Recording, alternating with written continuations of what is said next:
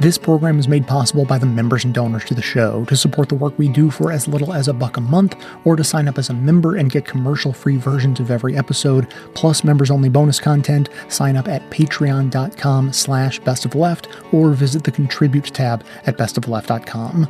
Now, welcome to this episode of the award-winning Best of the Left podcast, in which we shall learn about just some of the many ways the Trump administration is systematically attacking the environment to pave the way for increased profits for the business interests who have the administration's ear.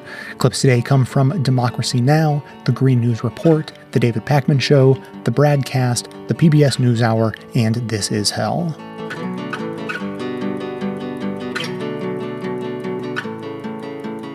The Trump administration has announced plans to gut the Endangered Species Act, ordering federal agencies to consider economic impacts before listing animals to be protected under the law. The newly proposed guidelines by the Interior Department would allow corporations involved in mining, drilling, or other forms of extraction to proceed with projects that would otherwise be prohibited. Republican President Richard Nixon signed the Endangered Species Act in 1973 to provide a framework to conserve and protect endangered and threatened species and their habitats. The Trump administration's proposed rules are among several recent efforts to weaken the Endangered Species Act. Earlier this month, the Congressional Western Caucus introduced a package of 9 bills to, quote, modernize the ESA. In introducing the legislation, Republican Congressman Don Young of Alaska said, quote, the Endangered Species Act has been weaponized and misused by environmental groups for too long.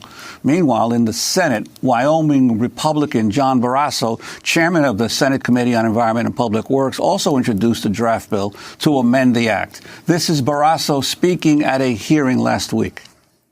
Congress last reauthorized the Endangered Species Act with amendments of substance in 1988, 30 years ago.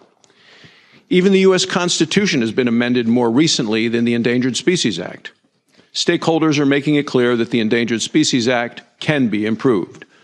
A major goal of the Endangered Species Act is the recovery of species to the point that protection under the statute is no longer necessary. Since the ESA was signed into law, only 54 out of 2,393 species listed in the U.S. and foreign countries have been delisted because they have recovered. That's less than 3%. Now, as a doctor, if I admit 100 patients to the hospital and only 3 recover enough under my treatment to be discharged, Governor, I would deserve to lose my medical license with numbers like that. House Democrats, along with conservationists, managed to get excluded from Congress's annual defense spending bill policies that would restrict Endangered Species Act protections for certain animals. For more, we're joined by Kieran Suckling. He is executive director, founder of the Center for Biological Diversity, the group that has sued the Trump administration 81 times over the past year and a half. Karen, welcome to Democracy Now! Talk about what is happening to the Endangered Species Act 45 years after it was passed and President Nixon signed off on it.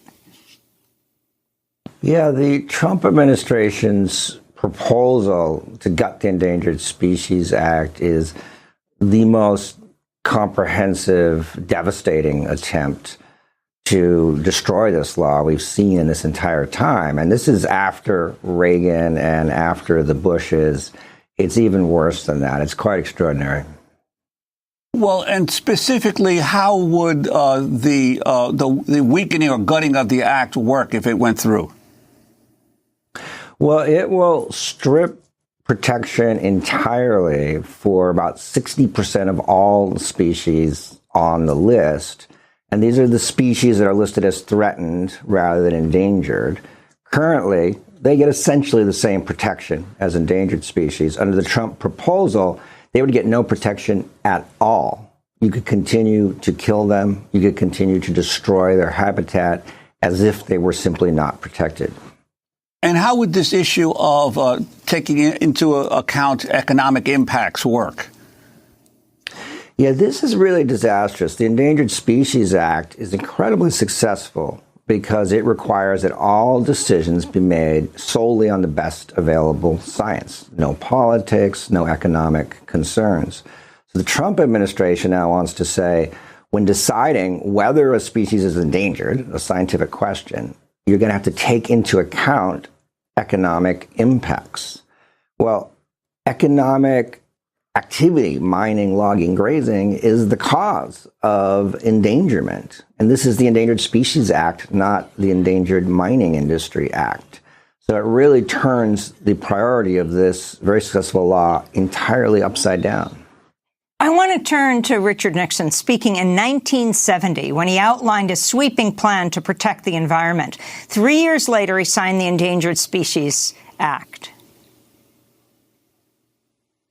The great question of the 70s is, shall we surrender to our surroundings, or shall we make our peace with nature and begin to make reparations for the damage we have done to our air, to our land, and to our water?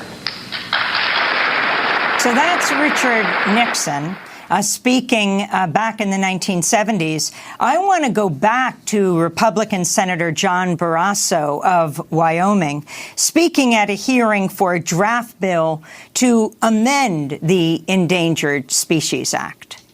The discussion draft elevates the role of states in partnering with the federal government to implement the Endangered Species Act. It affords states the opportunity to lead wildlife conservation efforts, including through the establishment of recovery teams for listed species and developing and implementing recovery plans. It provides for increased regulatory certainty, so stakeholders are incentivized to enter into voluntary conservation and recovery activities. It increases transparency. It codifies a system for prioritizing species listing petitions, so limited resources flow to the species most in need. Kieran Zuckling, if you can respond to what Republican Senator John Barrasso of Wyoming was saying. Yeah, this is really extraordinary because to get onto the endangered species list, there first has to be a finding that state plans have not worked, that state plans have caused the species to be imperiled.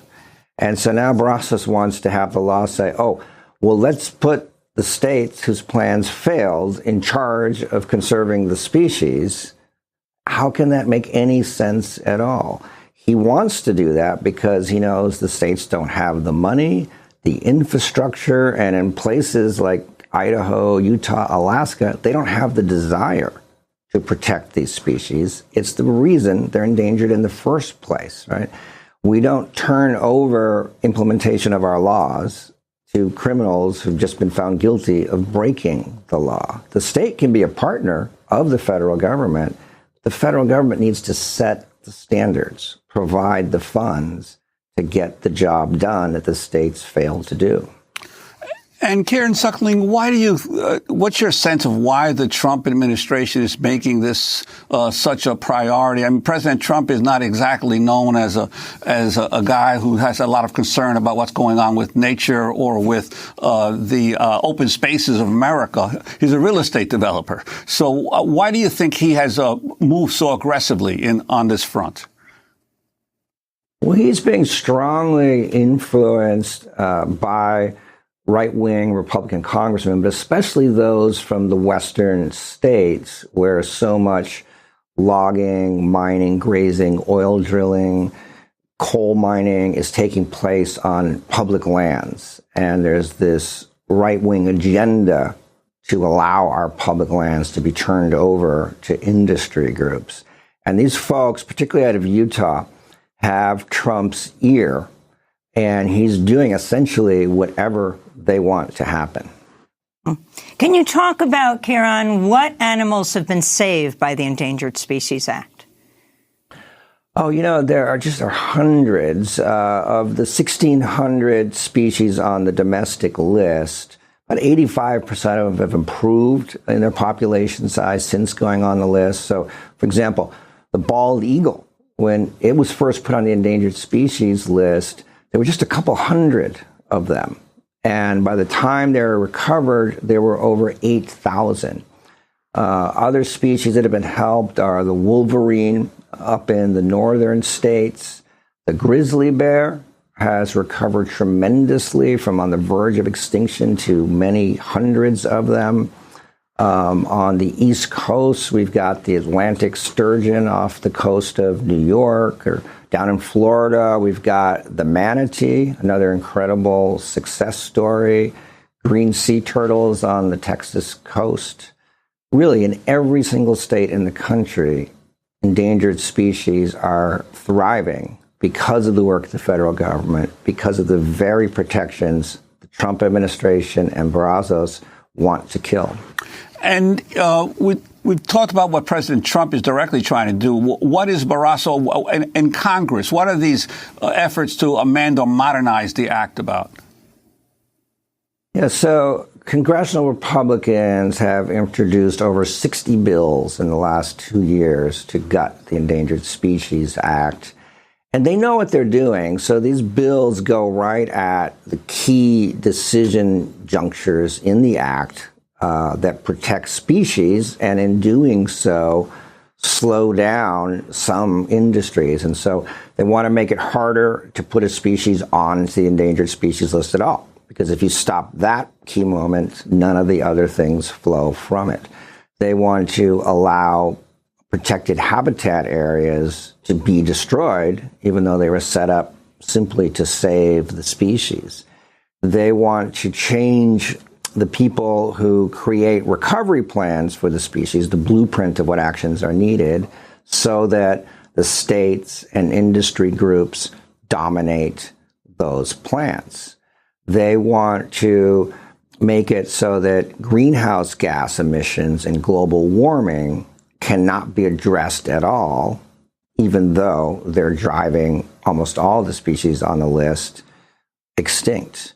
They want to create loopholes so that oil companies, mining companies, logging companies can continue to implement destructive plans, even though those plans have been specifically found to be driving species extinct.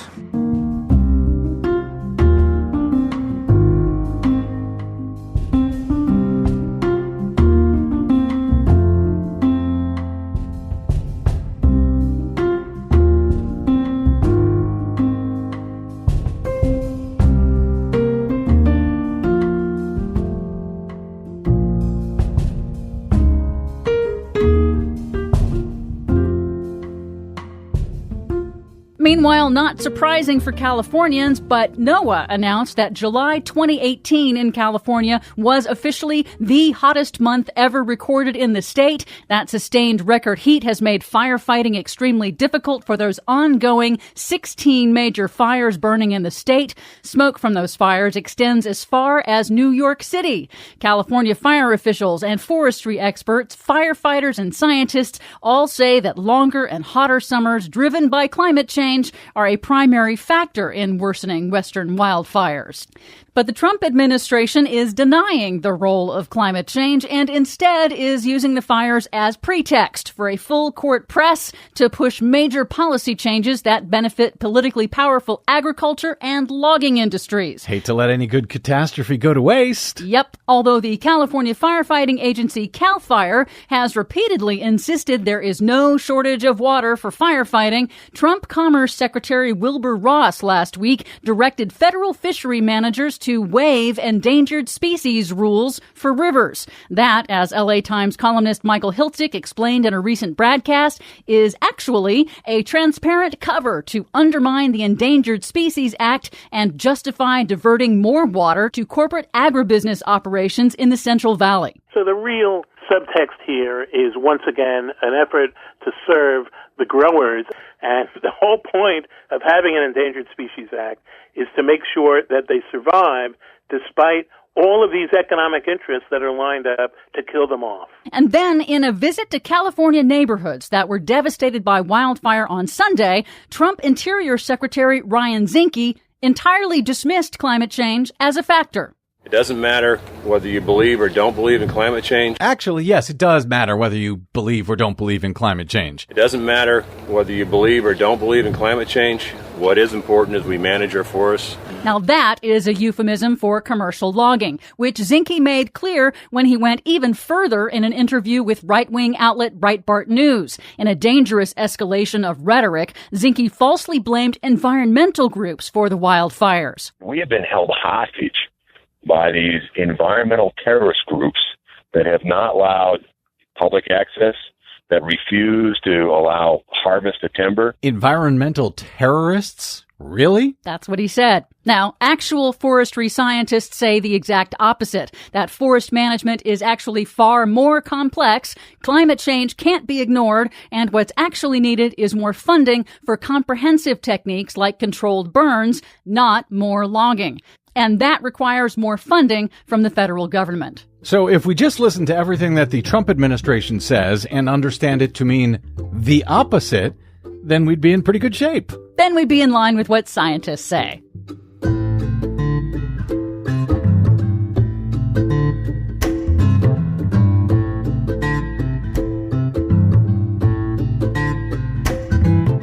In these dark times, there aren't a whole lot of unambiguously positive things you can do to make the world a measurably better place, but there is at least one piece of low-hanging fruit that I always recommend. To help with our shift to a renewable energy future, we can sign up for renewable energy in our homes and offices. Depending on where you live, renewable energy may even be cheaper than the old fossil fuel sources, and of course, you only have to sign up once and reap the rewards effortlessly, indefinitely. If you live or work in New York, Pennsylvania, New Jersey, Maryland, D.C., Delaware, Illinois, Massachusetts, or Ohio, you can sign up with the clean energy company I've partnered with, Clean Choice Energy. To sign up and support the show by letting them know that I sent you, just visit cleanchoiceenergy.com/best. You can easily find that link right in the show notes on the device you're using to listen right now, or you'll find it on the sidebar of the homepage at bestofleft.com. It'll make you feel good every time you see your electricity bill, so don't wait. There's nothing stopping you from signing up to use renewable energy right now, and it's easier than you think. Again, visit cleanchoiceenergy.com/best to get started. When it comes to energy, now you have a choice.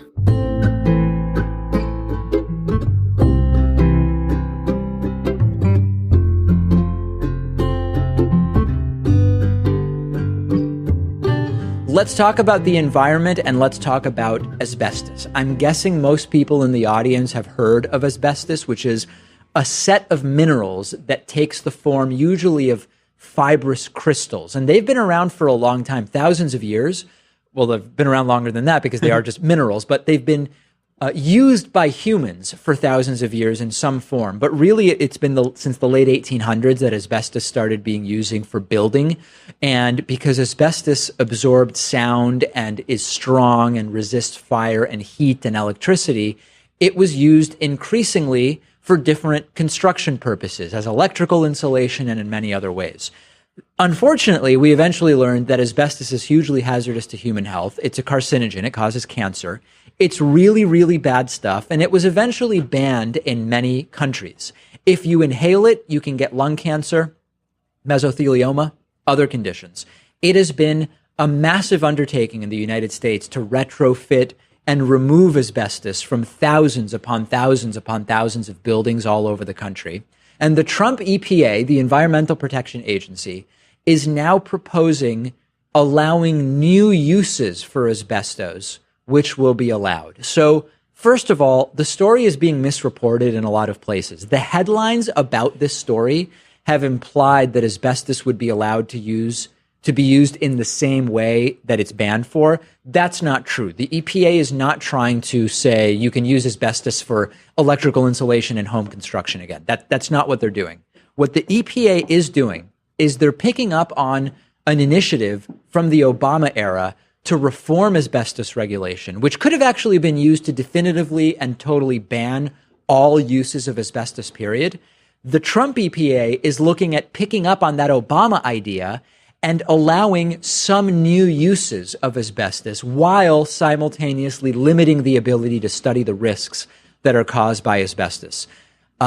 This is a disaster. And meanwhile, Trump is becoming the face of asbestos. Literally, asbestos sold by a Russian company has Trump's face on it now. And this is still, I don't even why. I don't know. I don't have all the details about why this is going on, but it's very, very strange times that we're living in.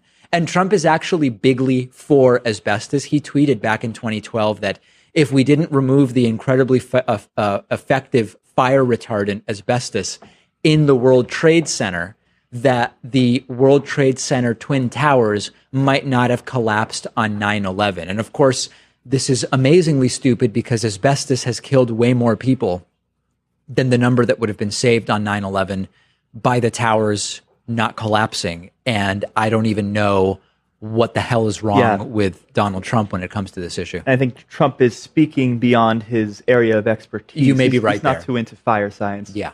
This is where we are in 2018. We're debating whether new uses for asbestos should be allowed as per the Trump EPA completely redirecting a proposal from the Obama EPA, which could have once and for all said no asbestos, period, ever going forward.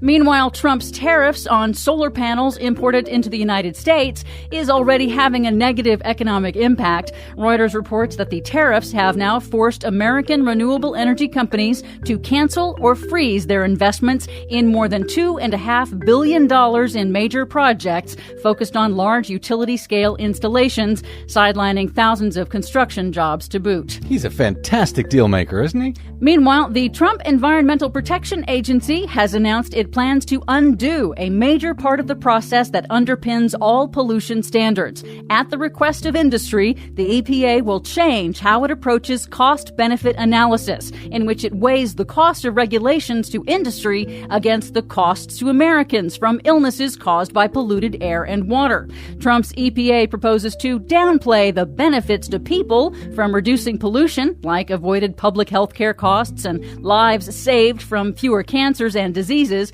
Bottom line, the Trump EPA proposes to instead give greater weight to whether the cost to industry is really worth the benefit of not harming Americans.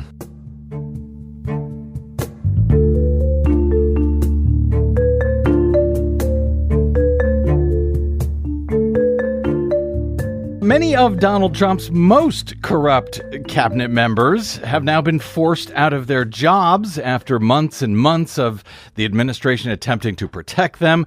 The most recent exit, of course, was the wildly corrupt administrator of the Environmental Protection Agency, Scott Pruitt, who was and is under more than a dozen official federal investigations at this point.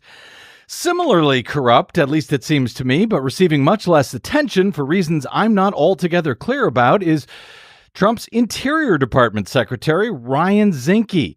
But new information and a new story and a frankly massive foul-up by the Department of Interior seems like it should help bring more scrutiny to the role that Zinke appears to be playing for commercial industry rather than for the public as the head of Interior. As you'll recall, in April of this year, President Donald Trump signed an executive order instructing Interior Department Secretary Ryan Zinke to review 27 national monuments established over 21 years, arguing that his predecessors had overstepped their authority in placing these large sites off limits to commercial development. Since then, as we have reported here on the Bradcast and, of course, in our Green News Report, in an unprecedented move for any president, Trump has significantly reduced the size of two of Utah's largest national monuments. That would be Bears Ears and Grand Staircase Escalante, and has not ruled out altering, limiting, closing down still more public lands, allowing them to be used by commercial drilling, mining, and ranching interests. But in their quest to shrink national monuments, Washington Post's Juliet Alperin was the first to report recently, senior Interior Department officials dismissed evidence that these public sites boosted tourism and spurred important archaeological discoveries, according to documents and that the department released last month, but then retracted and redacted a day later.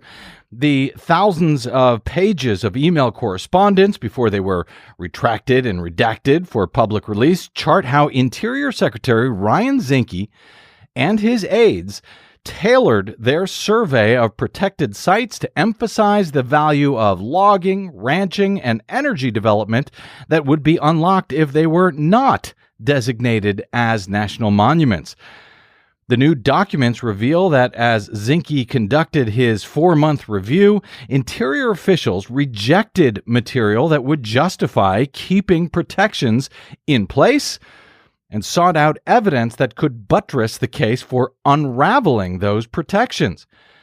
Many of those points, the points underscoring the need to keep public lands protected, were subsequently redacted for release under Freedom of Information Act requests, but only after the initial unredacted portions were made available accidentally to journalists.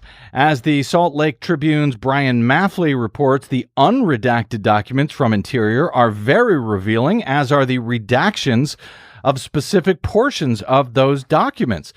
Maffley explains that southern Utah's Grand Staircase Escalante National Monument has helped shield archaeological sites from vandalism, bolstered tourism, and spurred scientific discovery during the 2 decades since its designation, all without displacing cattle operations that have long used these public lands. That's what the Bureau of Land Management wrote in a report released in July. The next day, however, the agency released redacted documents and that downplayed those benefits, and in doing so painted a picture that the monument might not be necessary to protect the resources within its nearly 2 million acre boundaries. Maffley quotes Aaron Weiss of the Center for Western Priorities, noting that, quote, "You have the secretary being worried if you get rid of the national monument protections in Grand Staircase Escalante, you will be leaving sacred Native American sites unprotected. And there is no way to replace those protections with the existing patchwork of laws." Weiss notes they were really clear about that, and then they tried to hide that from the American people in the document dump. Critics, of course, contend that the redactions were made because the material undermined Interior's rationale for shrinking monuments, and offer proof that the outcome of Zinke's monument review was preordained with an eye toward mineral extraction on land struck from the Grand Staircase and Bears Ears national monuments. Acting on Zinke's recommendations last year, Donald Trump reduced the Grand Staircase by about half and Bears Ears by some 85%, sparking a host of lawsuits from tribal, environmental, and scientific groups. Here to explain all of this, and specifically, pardon the pun, the monumental screw-up by Ryan Zinke's Interior Department, what they were trying to hide and what this may mean for those lawsuits moving forward, not to mention Trump's other threatened closures and reductions of national monuments, is Aaron Weiss. He is the media director, blogger, and podcaster for the Center for Western Priorities, a nonpartisan conservation and advocacy organization promoting responsible policies and practices and working to ensure accountability at all levels to protect public land, water, and communities in the American West. By the way, before joining CWP, Aaron spent 14 years as a journalist and broadcast news producer, escaping that nightmare apparently just in time. And he now also hosts CWP's Go West Young podcast, focused on public lands and the outdoors. Aaron West, welcome to the Bradcast, sir. Brad, thank you very much for having me. It is my pleasure to be here. Before we talk about some of the specifics in these documents that the Interior Department subsequently at least tried to redact, I know that you guys do a lot of FOIA requests at the Center for Western Priorities, and you watch these document dumps closely. What exactly happened here in, as I called it, this monumental screw-up by Interior? The short version is that someone just forgot to hit the right button at the end here. You put out FOIA responses using Adobe Acrobat, and stuff that's supposed to get redacted, you use the redaction tool inside Acrobat, And once you're done, you hit the finally redact button. And they forgot to do that here. So what they ended up posting was the full documents, not just unredacted, but you could see both the stuff they were intending to redact and all of the comments they left along the way about why they were redacting them. So it almost would have been even better, for them if they just posted the whole thing without the attempted redactions. But you actually got to see inside the redaction process. So it was a monumental, pardon the pun, screw up. Yeah, it sure was. The key parts that were redacted from these particular documents, we now know, regards Grand Staircase Escalante, which was designated a national monument by Bill Clinton back in 1996, and detailed, among other things, Native American artifacts that were discovered at Grand Staircase. Since then, they talk about hundreds of cultural sites being inventoried. That was among the material that was redacted. What possible reason would they have for redacting that information? So the reason they gave, what showed up in the final redacted document once they took it down and reposted it, they called that section deliberative process. So under the Freedom of Information Act, you're allowed to redact certain things: private information, phone numbers, email addresses, medical information, obviously. That's all proper. But then you also have this very broad exception. It's called the B5 deliberative process exemption. And it's supposed to be so that officials can discuss policy options candidly, without worrying about their internal deliberations going out to the public. Right. But oftentimes we see that B5 redaction being used as what's called the because I want to redaction. Right. And that's exactly what happened here, is because they wanted to redact stuff that just didn't look good for them, they called that stuff deliberative, even though many of these sections were not discussing policy options, they were just basic facts. And that's what you shouldn't be able to delete and call deliberative. Instead, they just crossed out this whole section. Yeah, you shouldn't be able to, but of course we wouldn't have even known about that had they released the documents redacted in the first place. We would have presumed that the redactions was that deliberative stuff you're talking about. But in fact, as I say, it notes hundreds of cultural sites have been inventoried, and yet only 7% of the total area of Grand Staircase Escalante has yet to be surveyed. Are these unsurveyed sites the ones that will no longer be protected with the Trump-Zinke shutdown of about half the monument? Well, yeah, so it's about half the monument. So, huge sections that have not yet been surveyed by archaeologists and paleontologists. And that's one of the ironies here, is that Grand Staircase is very rich in paleontological resources. It's relatively rich in those cultural artifacts in the cultural landscape. But compared to Bears Ears is a treasure trove of archaeological and cultural artifacts. And we know that inside Bears Ears, there are tens of thousands of archaeological sites that are in the area that President Obama protected. And again, that whole inventory was still in process. Bears Ears was only on the books for about a year before President Trump attempted to rescind that and shrink it by an even bigger amount. So when you extrapolate out from what we know that he was being warned at Grand Staircase, we know he must have been getting similar warnings about Bears Ears, and it's maybe an order of magnitude bigger in terms of the risk to the Native American archaeological sites there inside Bears Ears. Now, not redacted, Aaron Weiss, from these documents was information on mineral deposits in these monuments, tar sands, coal, etc. Looking at these documents and the subsequent attempted redactions here, what does this tell us? It seems like it tells a pretty clear story about why the Trump administration is doing what they are doing here with these attempted reductions, no? It does. We'd always suspected that the outcome was preordained, But this really makes it crystal clear that the fix was in from the beginning. And we haven't talked about marine monuments on here, but there are some email exchanges about fishing in the marine national monuments that are even more explicit about getting rid of statements and facts that undercut their case for trying to reopen the marine monuments, both in the Pacific and the Atlantic, to commercial fishing.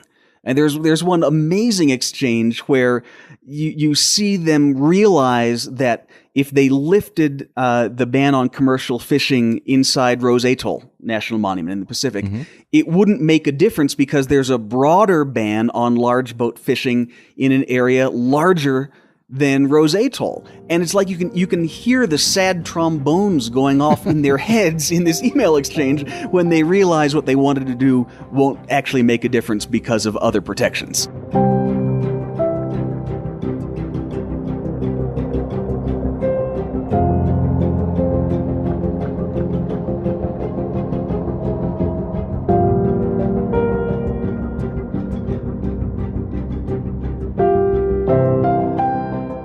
If you would love a way to financially support this show without it costing you anything, there's good news. You can support the show by bookmarking and using my affiliate link every time you shop with that company online.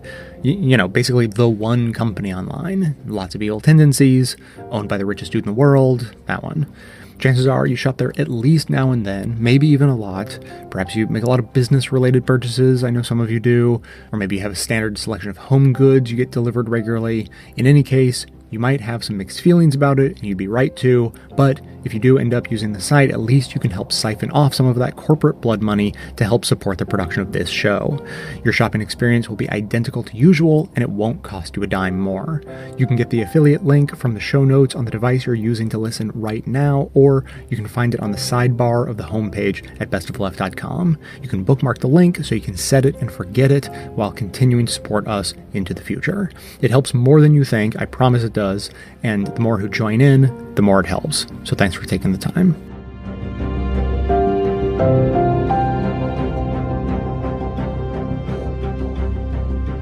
The Trump administration today rolled out new rules that would reverse course on a cornerstone of the Obama administration agenda, regulating emissions from coal-burning power plants. Yamiche Alcindor begins our coverage with this report that she filed from Coal Country in West Virginia. The new rule would give states wide leeway on whether to limit emissions and by how much. That includes allowing older power plants to operate longer. The proposal, called the Affordable Clean Energy Rule, would replace Obama-era regulations. Those rules aggressively push for accelerated closures of older coal-fired plants by setting national targets by reducing carbon dioxide emissions and encouraging adoption of cleaner energies such as solar and wind power. The rules have never taken effect because of legal challenges from 27 states. Good afternoon. In a phone call with reporters this morning, Andrew Wheeler, the acting Environmental Protection Agency administrator, said the new rule would lead to more affordable energy bills for consumers. He also called the efforts from the Obama administration an overreach of EPA's authority. The era of top-down, one-size-fits-all federal mandates is over. We will give states and the private sector the regulatory certainty they need to invest in new technologies and provide clean, affordable, and reliable energy for all Americans. The Trump rule would reduce carbon dioxide emissions by around 1%, compared to no regulation. But that's a big difference from the benefits President Obama cited when he rolled out his plan in 2015. With this clean power plan by 2030, carbon pollution from our power plants will be 32% lower than it was a decade ago. We will reduce premature deaths from power plant emissions by nearly 90%. And thanks to this plan, there will be 90,000 fewer asthma attacks among our children each year. The Obama-era rule has always drawn criticism from coal country and communities like this one that have traditionally relied on coal to create jobs and support the local economy. In West Virginia, where President Trump is holding a rally tonight, we talked to voters about today's announcement. There was no jobs with those regulations. I mean, I'm all for the environment, but there's a right way and a wrong way. You don't do a blanket approach to something. Where I live in Mingo County, we're in the heart of the billion-dollar coal field, and literally people were moving out of the state of West Virginia because we had no jobs. Democrats attacked the proposal today, and environmental groups quickly condemned today's proposed change. In a statement, the National Resources Defense Council said, Trump's EPA is abandoning any attempt to curb the carbon pollution that's driving damaging climate change. This proposal violates the law and cooks the books on science and economics, all to prop up coal power plants that can't compete with cleaner energy. As the Obama-era regulations were, these new rules are expected to be challenged in court. For the PBS Newshour, I'm Yami Shalsendor in Charleston, West Virginia. For a closer look at these changes and the potential impact, I'm joined by Juliet Eilprin, who covers this closely for the Washington Post. Juliet Eilprin, welcome back to the NewsHour. Again, just to clarify, the regulations the Trump administration is rolling back from the Obama administration had never really taken effect? Right. They had been stayed by the Supreme Court because more than 24 attorneys general from Republican states and the industry had challenged EPA's authority to impose such sweeping limits beyond the plants themselves. And so as a result, they have not taken effect. What is it about the Obama-era regulations that the Trump administration so objects to? So the biggest argument they made against those rules was the idea that they applied not just to the operations of the power plants themselves, but they went beyond the fence line. What that meant is that they said to states, look, we want you to meet these emissions targets. And by doing that, you can encourage energy efficiency. You can promote the development and deployment of natural gas plants and renewable energy projects. And those are all ways that you can reduce carbon emissions. And essentially, the opponents of that rule said, no, that's not what's really allowed under the Clean Air Act. And all you can do is make the existing plants more efficient, which is what this new proposal does. And what about the practical consequences of this? What do we look for? So there are a couple of things. When it comes to greenhouse gas emissions, it will slow the decline of carbon dioxide cuts over time. The Obama rule would have done slightly more, although we do see the power sector getting cleaner over time, in part because of cheaper natural gas and renewable energy. In terms of the public health impacts, that's where you're certainly going to see a difference. Because one thing that the Trump administration is now proposing is that utilities that want to make their existing coal-fired plants more efficient can make those upgrades without installing the kind of pollution controls on traditional pollutants that normally are required under the Clean Air Act. So that means emissions of soot, those are fine particles, and smog-forming pollutants, including sulfur dioxide and nitrogen oxides, could potentially increase over time. The Trump EPA estimates that by 2030, there will be an additional, for example, between 470 and 1,400 deaths a year as a result of an uptick in those traditional pollutants. And how does the Trump administration explain that? How do they defend that decision? So their argument is that this rule is about carbon dioxide and not those other pollutants, and they're, adhering to the law and focusing on greenhouse gas emissions, and that they have other methods of controlling those emissions. So potentially they could, address it in another capacity. What they're saying is that they want to make these plants more efficient. And by definition, if they're going to do that and not impose an additional regulatory burden on these plants, they wanted to make it easier to do these upgrades. And as a result, they're changing the kind of current requirements that exist under federal law. Who is happy about this decision, Juliet? So utilities, for the most part, say that they're happy about it, that while they still face a number of market pressures and they will be, for example, changing their fuel mix over time, this gives them breathing room if they want to keep some of these older plants in operations. Certainly you see for the vast majority of Republicans, both in Congress and on the state level, including many of these attorneys general that I mentioned that had been suing, they're welcoming this. So from those two camps, you have a significant amount of support who say that this will give them more flexibility and is something that will help them economically. But clearly the environmental community and others are not happy with this decision. What about court challenges going forward? What do you expect? So we absolutely expect a court challenge from essentially the same groups that were defending the Obama-era rule. So that would be environmental groups, as you mentioned, as well as a slew of Democratic attorneys generals. We've already gotten indications that whether it's from California or Massachusetts, they're already preparing a legal challenge, arguing that many of these changes violate the Clean Air Act because the federal government is basically delegating too much authority to the states, and that it needs to be stricter in terms of the emissions reductions it's requiring.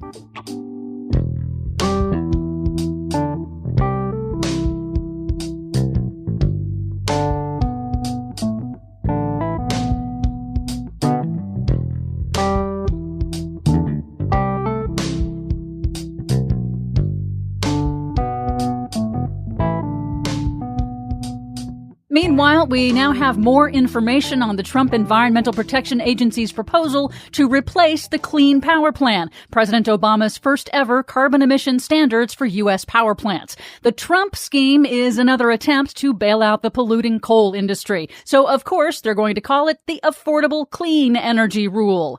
But Conrad Schneider, advocacy director of the nonprofit group Clean Air Task Force, tells the Green News Report that the Trump EPA's own data outright states that the Trump plan will actually harm more Americans by increasing air pollution. They admit that the change from the Obama plan to their proposal would result in 1,400 unnecessary premature deaths per year by 2030.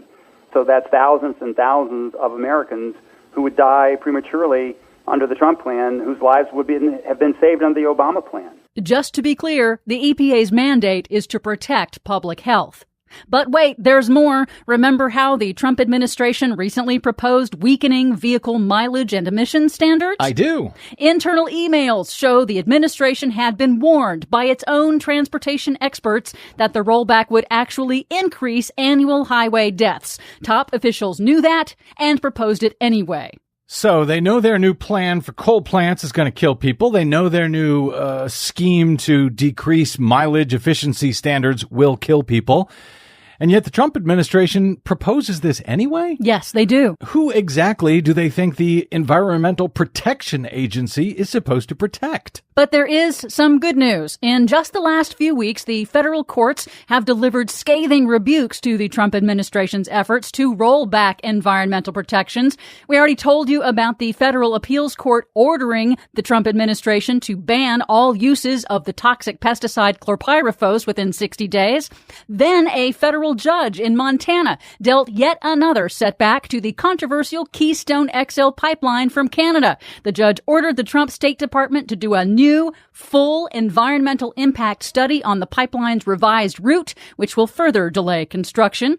Then a district court in South Carolina overturned the administration's attempt to delay the Obama-era Waters of the United States rule for failing to follow public comment procedures, also known as the Clean Water Rule. It is now in effect, protecting the drinking water in 26 states.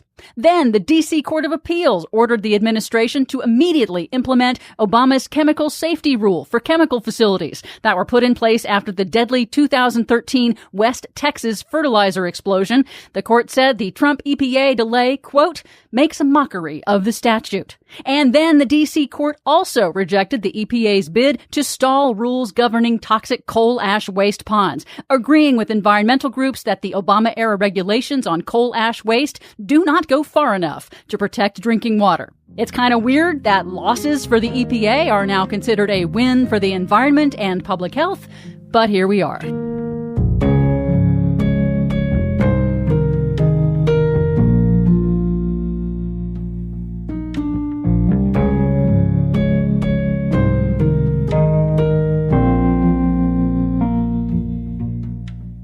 You've reached the activism portion of today's show. Now that you're informed and angry, here's what you can do about it. Today's activism, Rise for Climate, a global day of action on September 8th. The Global Climate Action Summit will take place in San Francisco this September. Mayors, local government officials, businesses, and members of civil society will be in attendance with the goal of showcasing climate action around the world and inspiring deeper commitments from each other and national governments. To ensure those commitments are nothing short of building a 100% renewable energy and fossil-free world, 350.org, its global partners, and individuals like you have planned thousands of rallies and events in cities and towns across the world on September 8th, just ahead of the summit. They are demanding real, meaningful, and just climate action, and every city and local leader has been invited to make a commitment around the summit. 2020 is a threshold for meeting global targets to tackle the climate crisis, but because nations won't act quickly enough, Rise for Climate is demanding that local leaders step up and do everything in their power to make a massive shift at the local level. To find a Rise for Climate event near you, or to organize a rally or event in your community, go to riseforclimate.org. We'll be getting back to the Midterms Minute in the next episode, but I want to close the segment today by reinforcing the obvious point that we must elect candidates this November who believe in climate science and are committed to a fossil-free future. Go to 350action.org to see the candidates they've endorsed and support those candidates through November. Additionally, the Pacific Standard came up with a list of 14 members of Congress with poor records on climate in battleground districts. We've included the article in the show notes and encourage you to check it out, share it, and do everything you can to make sure those seats get flipped in the midterms.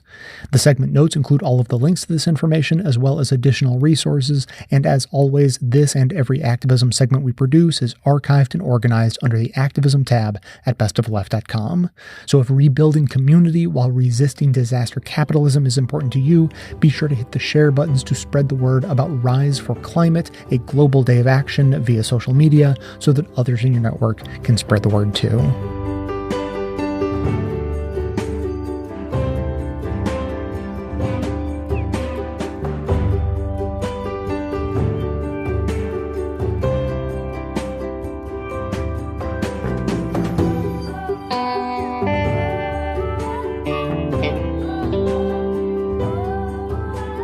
You write that what you believe is needed is a cultural transformation, more provocatively envisioned as transformation of human nature, which is an indispensable component of the eco-socialist project. Now, a lot of people might think that that kind of changing, that transformation of human nature is impossible, that the idea of it is utopian, and I believe that human nature transformed quickly from the 1930s New Deal state that lasted through the war on poverty to the 1980s state of Reaganism that lasts today into neoliberalism, that humans transform relatively quickly and easily through policymaking. So is transforming human nature easier than we think? Is it not as difficult as we imagine to transform human nature and for humans to adapt to the new nature that they live in, to one that is more concerned about our ecological impact on the planet? Is that a lot easier than we think it might be? Well, I don't like to say that it's easy, because especially at an individual level, it appears kind of daunting. But I think what one can say to counter the idea that it's impossible or unrealistic is just to look at actual differences that exist and how they relate to practices that are carried out. One of the areas that I found striking, really as an illustration of this, is the approach to imprisonment, to punishment of people while they're in prison, as opposed to looking at rehabilitation. And so there's a striking contrast between dominant U.S. practices of really not only imprisoning people, but punishing them continuously and severely while they're in prison, making it as unpleasant as possible, versus the practice in the Scandinavian countries of seeing the prison experience as an opportunity to re-educate people. And you can look at the difference in the sense of the percentage of people who go back out to commit crimes afterwards. There's no comparison. I mean, it's much smaller in those countries than it is in the United States.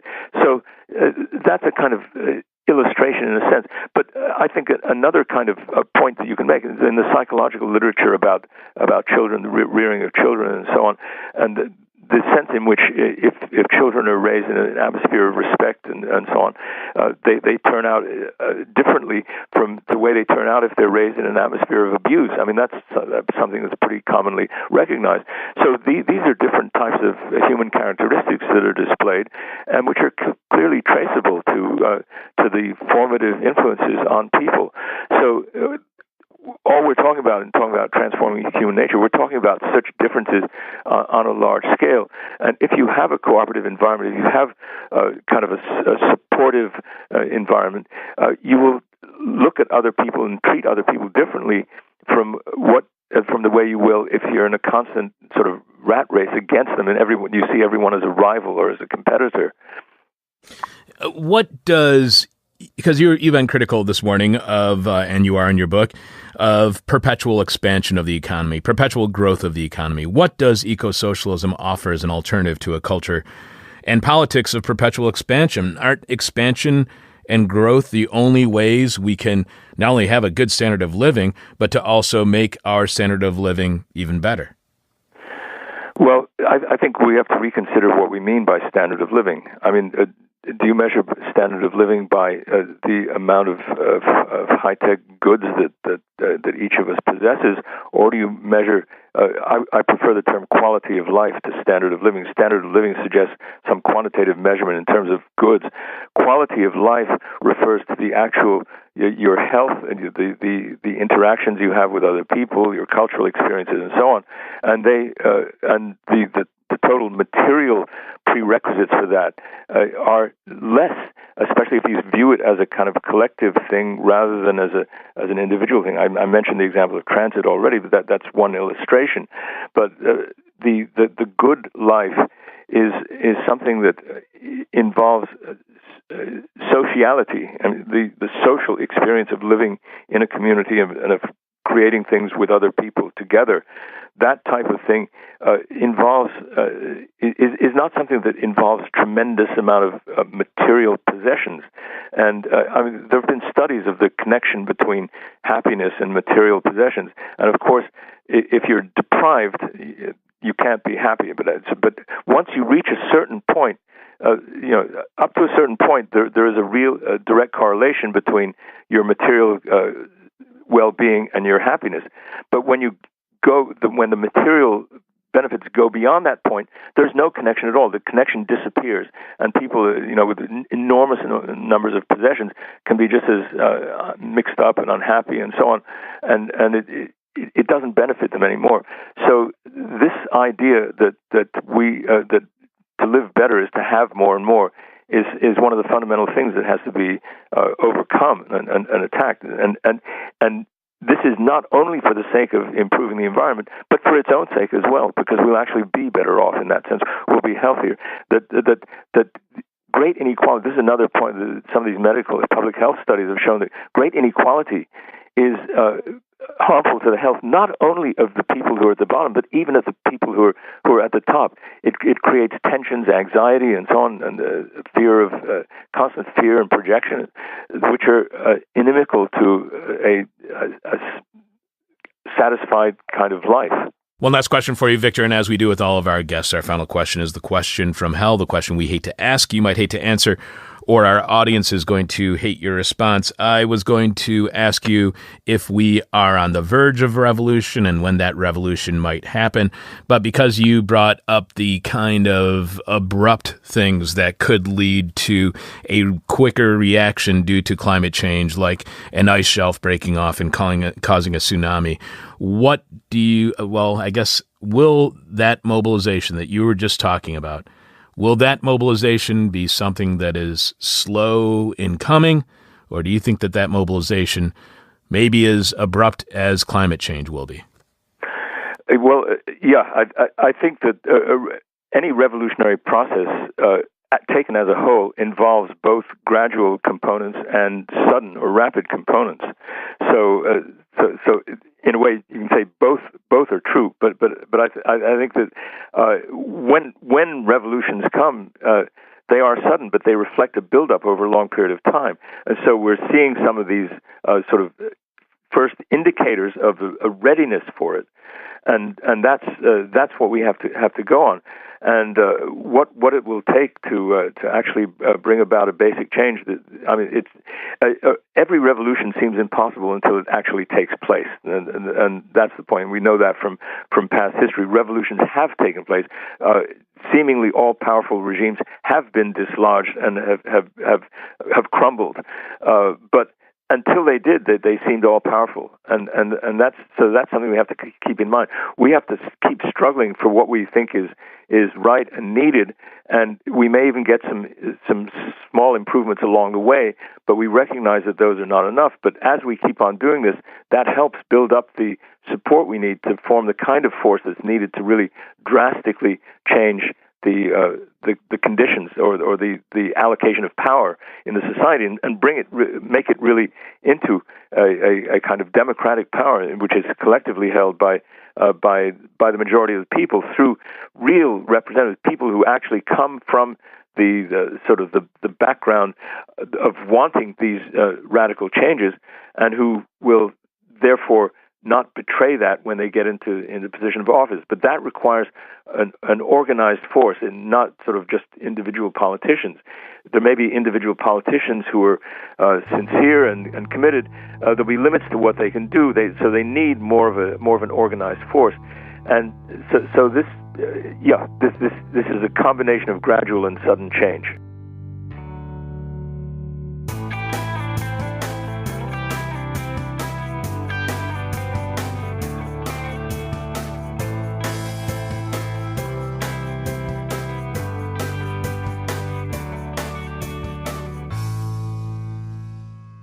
We've just heard clips today, starting with Democracy Now! Explaining the Trump administration's plan to gut the Endangered Species Act. Next up was the first of 3 Green News Report segments, this one focusing on extreme fires in California and how they're being used as an opportunity to weaken protections for endangered species. The David Pakman Show explained the EPA's plan to allow asbestos back into manufacturing. The second Green News Report segment focused on the plan to undo pollution standards to downplay the health benefits to people of not being exposed to pollution. Then the Bradcast talked with Aaron Weiss about how we know from Department of Interior documents that the fix was in on the plan to reduce the size of at least 2 national monuments. The PBS Newshour went over Trump's plan to roll back Obama's clean energy plan. The final Green News Report segment highlighted the rising death toll from both the rollback of coal emissions and vehicle emission standards. Our activism for today was to inform you of Rise for Climate, a global day of action on September 8th.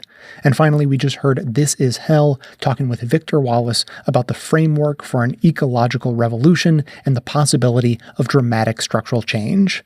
As always, you can find links to each of these segments in the show notes for easy reference and sharing. And today, I just have one extra bonus clip I want to play for you. The conversation about coal mining has been in the back of my mind for a long time. I went on a trip to Canada last year, and as part of that trip, we were driving through this part of Nova Scotia where the Trans-Canada Highway has been renamed the Miners Memorial Highway. And I thought back then, that is so much what we need. The conversation about coal mining and the future of energy production and what to do with coal miners who are being put out of work for both economic and environmental reasons. This conversation is dramatically missing something. And I heard a clip that sort of makes this point as well. So I just wanted to share because it's a point that I so rarely hear made. I wanted to call in and talk a little bit about coal miners and the way that Democrats are framing this issue. Mm-hmm. So just recently we had here in Salt Lake, we had a screening of a new National Geographic film called From the Ashes. That's about the coal mine situation and why they voted for Trump and everything like that. And then they had a panel discussion afterwards.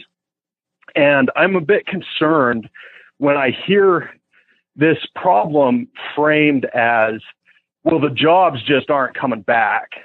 And all these coal miners need to buck up. Right. And they need to, get a new job. I agree with you completely.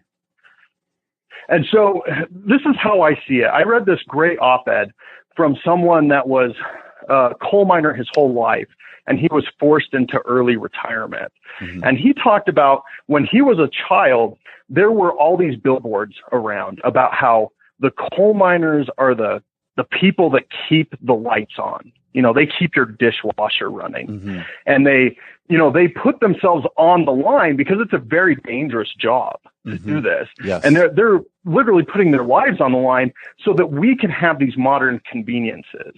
And he said that when he was fired early, that, all he started hearing about was just about how like he needed to get a new job and buck up and all these things.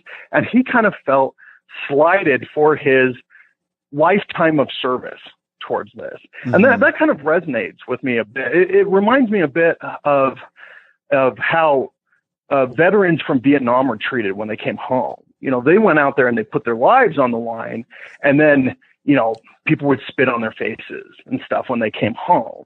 And I think the way we should be framing this is thank you for the work that you've done. Like, honestly, thank you. You got us through this period. And now there's economic realities, there's environmental realities, and coal needs to wind down. But what we're going to do for you is we're going to guarantee your pensions. Yep. Make sure that you get these things. I could not agree. I could not agree more. Shut up and get a job. I could not agree more. I think that's 100% right. So that was a caller calling into the Majority Report, and what that reminded me of, you might find it surprising, but it reminded me of a clip that I heard while researching today's show that I didn't have time to include in the show, but it was people speaking with Native Americans about their reaction to decreasing the size of the national monuments.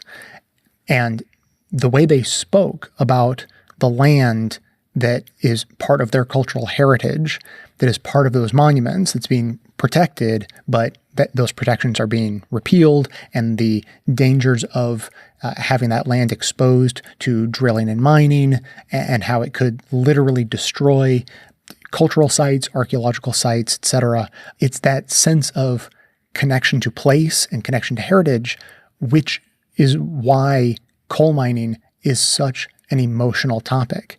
That sense of place and connection to the land is really not that different for coal miners than for those Native Americans. I'm not saying it's the same, but think about it really. Like, how different is it really? Coal miners very often grow up in the same town or neighborhood or region as their parents did and their grandparents did. And if they're in the coal mining industry, they're very likely to follow generationally in that industry because it's the best paying job in hundreds of miles. And if you have a sense of connection to your community and your land, the idea of just picking up and moving, it should be easy to understand why that is such a painful decision to make and why so many people don't make that decision. So they stay where they are, they stay in their community, and coal mining is the only thing in the area that can actually make you financially secure. So if you can understand and empathize with the plight of Native peoples who are having their lands encroached upon and put in danger, you really should be able to flip that around and understand the plight of coal miners who are connected to that land and connected to a heritage of coal mining, and to have that heritage taken away, even if you think that cultural heritage for Native peoples and archaeological sites are of much greater value than coal mining and destructive, polluting fossil fuel extraction, which I would agree with you on, but on a purely person-to-person human level, emotionally understanding the connection between a person and their location and cultural heritage, I would argue it's really not that much different. And if your instinct is to make arguments that it really is different as a way to buttress your idea that we should not put too much weight or too much concern on these people's emotional, psychological well-being, I would be careful with that, because what happens a lot, arguments coming from the right, when it comes to other things that people on the left care about, take workplace harassment, sexual harassment, that sort of thing. People say, hey, what are you complaining about? People in other countries, women are put to death for adultery. So it's clearly not that bad, right? But we know that's a terrible argument. We know that even though there is a kernel of truth in that statement, it is not actually a justifiable reason to dismiss one concern for the sake of another. I would say the same goes for this comparison I'm making between native peoples and their lands and coal miners and their cultural heritage. So it really just comes down to respect. And that's how Trump was able to get so much support from those communities. He pretended to respect coal communities by lying to them about being able to bring their jobs back. But like with what I was saying about the Canadian highway being named the Miners Memorial Highway and not just some like backwoods 2-lane road that no one's ever going to see. It was part of the Trans-Canada Highway, the biggest highway that stretches all the way across the country.